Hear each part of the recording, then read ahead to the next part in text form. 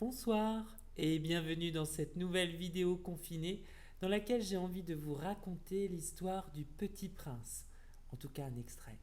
Le Petit Prince, c'est un personnage extraordinaire qui vit sur une toute petite planète sur laquelle il n'y a seulement que 3 petits volcans et une rose à laquelle le Petit Prince est très attaché. Cependant, le Petit Prince se sent seul et décide de partir chercher de nouveaux amis sur de nouvelles planètes. Il passe ainsi de planète en planète et arrive jusqu'à la planète Terre. Mais il arriva que le Petit Prince, ayant longtemps marché à travers les sables, les rocs et les neiges, découvrit enfin une route. Et les routes vont toujours chez les hommes. Bonjour, dit-il. C'était un jardin fleuri de roses. Bonjour, dirent les roses. Le Petit Prince les regarda, elles ressemblaient toutes à sa fleur. Qui êtes-vous leur demanda-t-il stupéfait. Nous sommes des roses, dirent les roses. Ah, fit le Petit Prince, et il se sentit très malheureux. Sa fleur lui avait raconté qu'elle était seule de son espèce dans l'univers. Et voici qu'il en était 5000, toutes semblables, dans un seul jardin. Elle serait bien vexée, se dit-il, si elle voyait cela. Elle tousserait énormément et ferait semblant de mourir pour échapper au ridicule. Et je serais bien obligé de faire semblant de la soigner. Car sinon, pour m'humilier moi-même, elle se laisserait vraiment mourir. Puis il se dit encore, je me croyais riche d'une fleur unique. Et je ne possède qu'une rose ordinaire. Ça et mes 3 volcans qui m'arrivent aux genoux, et dont l'un est peut-être éteint pour toujours, ça ne fait pas de moi un bien grand prince. Et couché dans l'herbe, il pleura. C'est alors qu'apparut le renard. Bonjour, dit le renard. Bonjour, répondit poliment le Petit Prince, qui se retourna mais ne vit rien. Je suis là, dit la voix, sous le pommier. Qui es-tu, dit le Petit Prince. Tu es bien jolie. Je suis un renard, dit le renard. Viens jouer avec moi, lui proposa le Petit Prince. Je suis tellement triste. Je ne puis pas jouer avec toi, dit le renard. Je ne suis pas apprivoisé. Ah, pardon, fit le Petit Prince. Mais après réflexion, il ajouta. Mais qu'est-ce que signifie apprivoiser?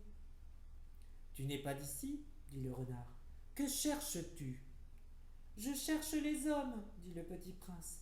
Mais qu'est-ce que signifie apprivoiser? Les hommes, dit le renard, ils ont des fusils et ils chassent. C'est bien gênant. Ils élèvent aussi des poules, c'est leur seul intérêt. Tu cherches des poules? Non, dit le Petit Prince. Je cherche des amis. Qu'est-ce que signifie apprivoiser? C'est une chose trop oubliée, dit le renard. Ça signifie créer des liens. Créer des liens? Bien sûr, dit le renard.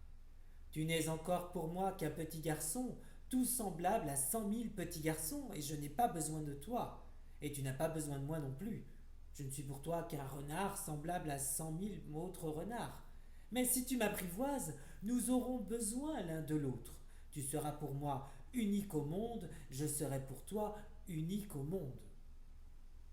Je commence à comprendre, dit le Petit Prince. Il y a une fleur. Je crois qu'elle m'a apprivoisé. C'est possible, dit le renard. On voit sur la terre toutes sortes de choses. Oh, ce n'est pas sur la terre, dit le Petit Prince. Le renard parut très intrigué. Sur une autre planète? Oui. Il y a des chasseurs sur cette planète-là? Non. Ça, c'est intéressant. Et des poules? Non. Rien n'est parfait, soupira le renard. Mais le renard revient à son idée. Ma vie est monotone. Je chasse les poules, les hommes me chassent, toutes les poules se ressemblent et tous les hommes se ressemblent. Je m'ennuie donc un peu. Mais si tu m'apprivoises, ma vie sera comme ensoleillée. Je connaîtrai un bruit de pas différent de tous les autres. Les autres pas me font rentrer sous terre. Le tien m'appellera hors du terrier, comme une musique. Et puis regarde, tu vois là-bas le champ de blé. Je ne mange pas de pain. Le blé pour moi est inutile. Les champs de blé ne me rappellent rien. Et ça, c'est triste. Mais tu as des cheveux couleur d'or. Alors ce sera merveilleux quand tu m'auras apprivoisé. Le blé qui est doré me fera souvenir de toi. Et j'aimerai le bruit du vent dans les blés. Le renard se tut et regarda longtemps le petit prince. S'il te plaît, apprivoise-moi, dit-il. Je veux bien, répondit le petit prince, mais je n'ai pas beaucoup de temps. J'ai des amis à découvrir et beaucoup de choses à connaître. On ne connaît bien les choses que l'on apprivoise, dit le renard. Les hommes n'ont plus le temps de rien connaître. Ils achètent des choses toutes faites chez les marchands. Mais comme il n'existe point de marchands d'amis, les hommes n'ont plus d'amis. Si tu veux un ami, apprivoise-moi. Que faut-il faire, dit le petit prince. Il faut être très patient, répondit le renard. Tu t'assoiras d'abord un peu loin de moi, comme ça, dans l'herbe. Je te regarderai du coin de l'œil et tu ne diras rien. Le langage est source de malentendus.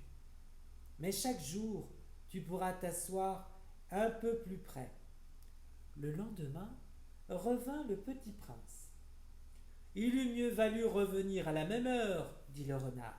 Si tu viens, par exemple, à 4 heures de l'après-midi, dès 3 heures, je commencerai d'être heureux. Plus l'heure avancera, plus je me sentirai heureux. À 4 heures déjà, je m'agiterai et m'inquiéterai. Je découvrirai le prix du bonheur. Mais si tu viens n'importe quand, je ne saurai jamais à quelle heure m'habiller le cœur. Il faut des rites. Qu'est-ce qu'un rite, dit le petit prince. C'est aussi quelque chose de trop oublié, dit le renard. C'est ce qui fait qu'un jour est différent des autres jours, une heure des autres heures. Il y a un rite, par exemple, chez mes chasseurs. Ils dansent le jeudi, avec les filles du village. Alors le jeudi est jour merveilleux. Je vais me promener jusqu'à la vigne. Si les chasseurs dansaient n'importe quand, les jours se ressembleraient tous et je n'aurais point de vacances. Ainsi, le petit prince apprivoisa le renard.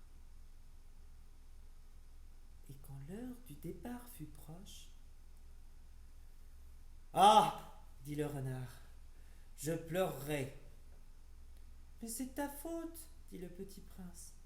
Je ne te souhaitais point de mal, mais tu as voulu que je t'apprivoise. »« Bien sûr, dit le renard. »« Mais tu vas pleurer, dit le petit prince. »« Bien sûr, dit le renard. »« Alors tu n'y gagnes rien. »« J'y gagne, dit le renard, à cause de la couleur du blé. » Puis il ajouta, « Va revoir les roses. Tu comprendras que la tienne est unique au monde. Tu reviendras me dire adieu et je te ferai cadeau d'un secret. » Le petit prince s'en fut revoir les roses.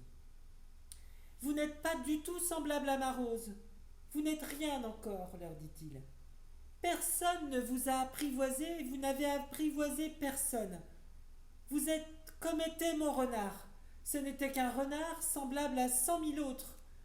Mais j'en ai fait mon ami et il est maintenant unique au monde. » Et les roses étaient gênées. « Vous êtes belle, mais vous êtes vide, leur dit-il encore. On ne peut pas mourir pour vous. Bien sûr, ma rose à moi, un passant ordinaire croirait qu'elle vous ressemble, mais à elle seule, elle est plus importante que vous toutes, puisque c'est elle que j'ai arrosée, puisque c'est elle que j'ai mise sous globe, puisque c'est elle que j'ai abritée sous le paravent, puisque c'est elle dont j'ai tué les chenilles, sauf les 2 ou 3 pour les papillons, puisque c'est elle que j'ai écouté se plaindre ou se vanter, ou même quelquefois se taire, puisque c'est ma rose. et il revint vers le renard. « Adieu, dit-il. »« Adieu, dit le renard. Voici mon secret. Il est très simple. On ne voit bien qu'avec le cœur. L'essentiel est invisible pour les yeux. »« L'essentiel est invisible pour les yeux, répéta le petit prince afin de s'en souvenir.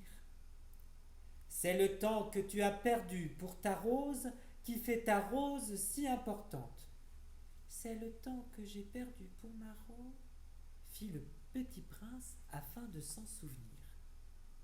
Les hommes ont oublié cette vérité, dit le renard. Mais tu ne dois pas l'oublier.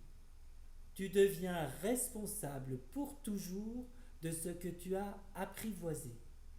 Tu es responsable de ta rose. Je suis responsable de la rose, répéta le petit prince, afin de s'en souvenir. Ainsi se termine ce passage. J'espère que ça vous a plu. Lisez Le Petit Prince et plein d'autres livres. Il y en a plein à la maison de la presse Montaigu Clisson. À bientôt.